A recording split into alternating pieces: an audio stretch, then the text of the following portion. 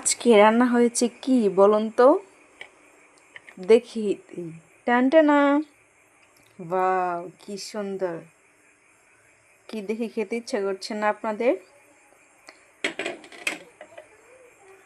তো আমি তো এখন নিয়ে নিব। ওই তো আরেকজনে ব্যস্ত হয়ে গিয়েছে, মানে হচ্ছে আলাইনা।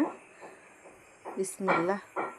আমি না মনে মনে কয়েকদিন যাবৎ এভাবে করে বিরিয়ানি খেতে চাচ্ছিলাম। মানে এরকম করে বিরিয়ানি রান্না করে তার মধ্যে আলু দিয়ে মানে কাচির মতন করে। তো এইবার খাওয়ার পালা, খেয়ে দেখবো কেমন হয়েছে। দেখতে তো অনেক ইয়াম্মি লাগতেছে। যেহেতু মাত্রই রান্না করলো সেহেতু অনেক বেশি গরম ছিল, ধরতে পারতেছিলাম না।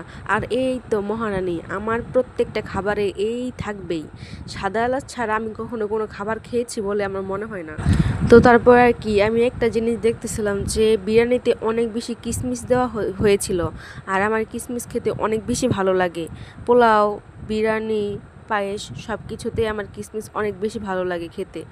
আর বিরিয়ানিতে অনেক বেশি পরিমাণে কিশমিশ দেওয়া হয়েছিল, এর জন্য আরও বেশি মজা লাগতেছিল। আর এটা ছিল বিফ বিরিয়ানি, মানে গরুর মাংস দিয়ে বিরিয়ানি রান্না করা হয়েছিল। তো এটাকে আর একটু সুস্বাদু করার জন্য আমি নিয়ে আসলাম লেবু আর সালাদ হিসেবে পেঁয়াজ। তো এই তো ছিল আমার